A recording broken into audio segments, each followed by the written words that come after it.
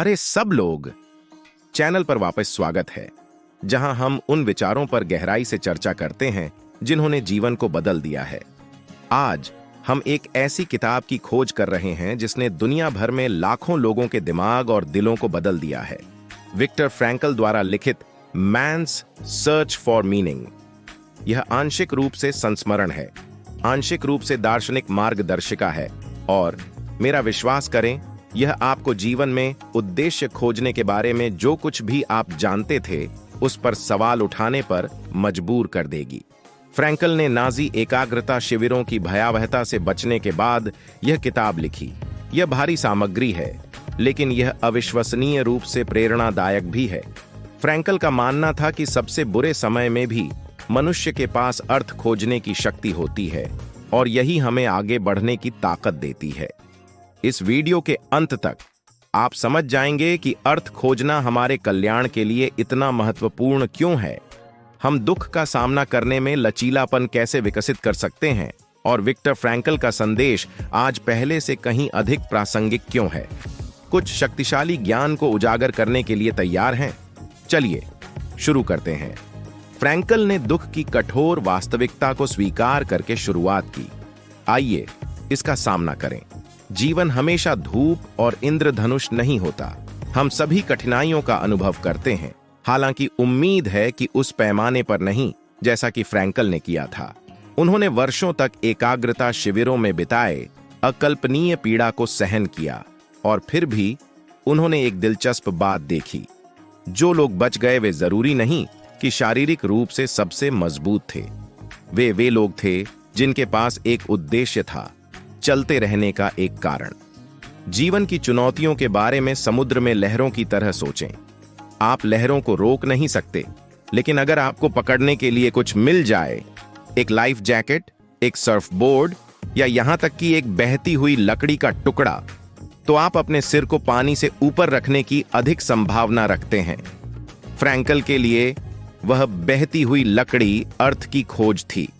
Frankel ने देखा कि जब लोग उम्मीद खो देते हैं तो वे जीवित रहने की इच्छा भी खो देते हैं, लेकिन जब उनके पास जीने के लिए कुछ होता है, चाहे वह प्रियजनों के साथ फिर से मिलना हो या कोई व्यक्तिगत मिशन पूरा करना हो, तो उन्हें निराशा के सामने भी आंतरिक शक्ति मिलती है।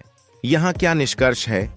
दुख जीवन का एक अपरिहार्य हिस्सा है, लेकिन एक उद्देश्य होने से वह दुख सार्थक बन सकता है, जिसे हम सह सकते हैं और उससे आगे भी बढ़ सकते हैं। तो हम अर्थ कैसे खोज सकते हैं? फ्रैंकल 3 मुख्य मार्ग सुझाते हैं: काम के माध्यम से, रिश्तों के माध्यम से, और जिस तरह से हम दुख से निपटते हैं। आइए इन्हें एक एक करके तोड़ते हैं। सबसे पहले, काम के माध्यम से अर्थ खोजना। अब इसका मतलब जरूरी नहीं कि आपका दिन का काम हो। यह कोई भी रचनात्मक खोज या कार्य हो सकता है जो आपको उद्देश्य की भावना देता है। इसे एक बगीचा लगाने जैसा समझें। किसी चीज को पोषित करने में आप जो प्रयास करते हैं, वह आपको संतुष्टि की गहरी भावना दे सकता है। अगला, रिश्ते। फ्रैंकल का मानना था कि प्रेम अर्थ के सबसे शक्तिशाली स्रोतों में से एक है। जब आप किसी के लिए गहराई से परवाह करते हैं, परिवार, दोस्त, साथी, तो यह आपको सुबह उठने का एक कारण देता है। यहां तक कि किसी प्रियजन की याद भी एक शक्तिशाली प्रेरक हो सकती है। और अंत में, पीड़ा के माध्यम से अर्थ निकालना। यह सबसे कठिन है। फ्रैंकल का तर्क है कि जब पीड़ा अपरिहार्य होती है, तो हम इस बात में अर्थ पा सकते हैं कि हम इसका जवाब कैसे देते हैं। कल्पना करें कि एक पत्थर आपके रास्ते को रोक रहा है। आप बैठकर शिकायत कर सकते हैं, या आप इसका कोई रास्ता निकाल सकते हैं, भले ही यह चुनौतीपूर्ण हो। कभी कभी यह संघर्ष ही होता है जो हमारे चरित्र को आकार देता है। फ्रैंकल का कहना है कि अर्थ हर किसी के लिए एक जैसा नहीं होता। आप इसे अपने काम में, अपने रिश्तों में, या यहां तक कि जीवन की कठिनाइयों का सामना करने के तरीके में भी पा सकते हैं। अर्थ हर जगह है, आपको बस इसे खोजने के लिए तैयार रहना होगा। मैन्स सर्च फॉर मीनिंग में सबसे सशक्त विचारों में से एक यह विचार है कि चाहे हमारी परिस्थितियां कितनी भी विकट क्यों ना हो, हमारे पास हमेशा एक विकल्प होता है। फ्रैंकल ने महसूस किया कि हालांकि वह एकाग्रता शिविरों की क्रूरता को नियंत्रित नहीं कर सकता, लेकिन वह इसके प्रति अपने दृष्टिकोण को नियंत्रित कर सकता है। कल्पना करें कि आप ट्रैफिक जाम में फंसे हैं। आप अपने आसपास की कारों को नियंत्रित नहीं कर सकते, लेकिन आप यह नियंत्रित कर सकते हैं कि आप वहां गुस्से में बैठे हैं या पॉडकास्ट सुनते हैं और इसका सबसे अच्छा उपयोग करते हैं। फ्रैंकल हमें सिखाते हैं कि हर स्थिति में, चाहे वह कितनी भी निराशाजनक क्यों न हो, हमारे पास अपनी प्रतिक्रिया चुनने की शक्ति होती है। वह इसे मानव स्वतंत्रताओं में से अंतिम कहते हैं, किसी भी परिस्थिति में अपना दृष्टिकोण चुनने की क्षमता। इसका मतलब यह है कि जब हम खुद को फंसा हुआ या शक्तिहीन महसूस करते हैं, तब भी हम अपने मन में स्वतंत्रता पा सकते हैं। फ्रैंकल का संदेश स्पष्ट है, शांति पाने के लिए जीवन का परिपूर्ण होना जरूरी नहीं है। अपना दृष्टिकोण चुनकर हम अपनी शक्ति वापस ले लेते हैं और अपनी कहानी के लेखक बन जाते हैं।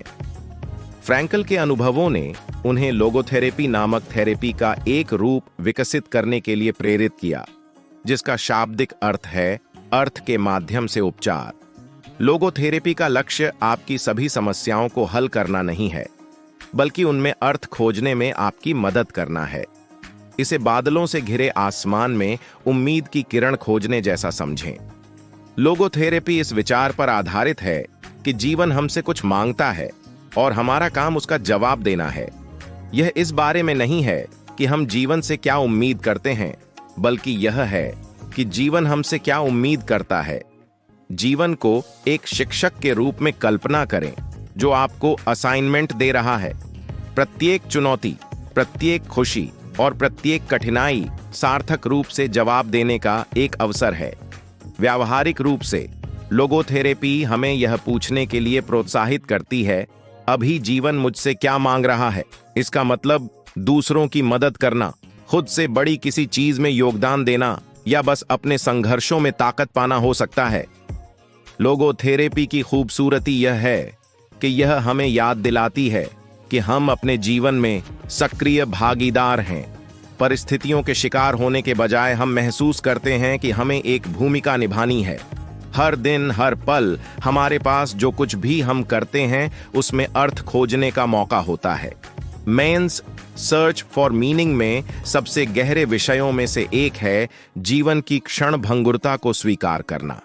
फ्रैंकल हमें जीवन की नश्वरता को निराशा के कारण के रूप में नहीं, बल्कि पूरी तरह से जीने के आह्वान के रूप में देखने का आग्रह करते हैं।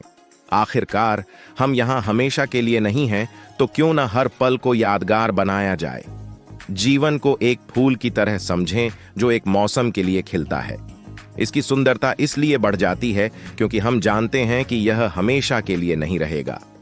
इसी तरह यह समझना कि हमारा समय सीमित है, हमें उद्देश्य और कृतज्ञता के साथ जीने के लिए प्रेरित कर सकता है। फ्रैंकल का सुझाव है कि मौत से डरने के बजाय हमें जीवन को गले लगाना चाहिए। हर दिन, हर अनुभव एक उपहार है। कल्पना कीजिए कि आप किसी संगीत समारोह में हैं और यह आखिरी गाना है।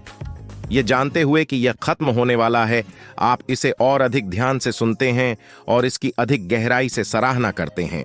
जीवन की क्षण भंगुरता को स्वीकार करके हम इसे हल्के में लेना बंद कर देते हैं।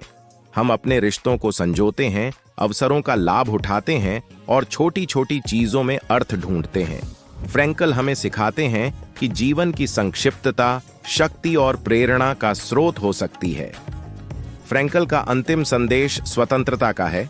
दुख से बचने की स्वतंत्रता नहीं, बल्कि उसमें अर्थ खोजने की स्वतंत्रता। चाहे जीवन हमारे सामने कुछ भी क्यों न लाए, हम अपने भीतर झांककर उद्देश्य और शक्ति पा सकते हैं। फ्रैंकल इसे परम स्वतंत्रता कहते हैं, किसी भी स्थिति से अर्थ निकालने की क्षमता। कल्पना करें कि आप एक मूर्तिकार हैं और जीवन आपको पत्थर का एक खुरदुरा टुकड़ा थमाता है। आप पत्थर को बदल नहीं सकते, लेकिन आप चुन सकते हैं कि उसमें से क्या तराशना है। आप अपने अनुभवों को किसी खूबसूरत चीज में ढाल सकते हैं, भले ही वह सामग्री कठोर क्यों ना हो। फ्रैंकल हमें सिखाते हैं कि हम सभी अपने जीवन के मूर्तिकार हैं। जबकि हम हर परिस्थिति को नियंत्रित नहीं कर सकते, हम चुन सकते हैं कि उनसे क्या बनाना है। इस स्वतंत्रता को अपनाकर हम पीड़ित के बजाय निर्माता बन जाते हैं। हम सभी के अंदर अर्थ बनाने की शक्ति है, चाहे हम कहीं भी हों या हम किसी भी परिस्थिति का सामना कर रहे हों। फ्रैंकल का तर्क है कि यही हमें सच्चा इंसान बनाता है। तो हम मनुष्य के अर्थ की खोज से क्या सीख सकते हैं? सबसे पहले, दुख अपरिहार्य है, लेकिन हम इसमें उद्देश्य खोजकर इसे सहन कर सकते हैं। दूसरा, अर्थ काम, रिश्तों और यहां तक कि कठिनाई के प्रति हमारी प्रतिक्रिया के माध्यम से पाया जा सकता है। तीसरा, हमारे पास हमेशा अपना दृष्टिकोण चुनने की स्वतंत्रता होती है, यहां तक कि सबसे खराब परिस्थितियों में भी। फ्रैंकल का संदेश कालातीत है। जीवन को सार्थक बनाने के लिए आसान होने की आवश्यकता नहीं है। जीवन की चुनौतियों को स्वीकार करके और अपने संघर्षों में अर्थ खोजकर हम अधिक मजबूत, समझदार और अधिक लचीले बनते हैं। अगर आपको यह वीडियो प्रेरणादायक लगा तो इसे पसंद करें, इसे किसी ऐसे व्यक्ति के साथ साझा करें जिसे उद्देश्य की खुराक की आवश्यकता हो, और अधिक ज्ञान के लिए सदस्यता लेना न भूलें।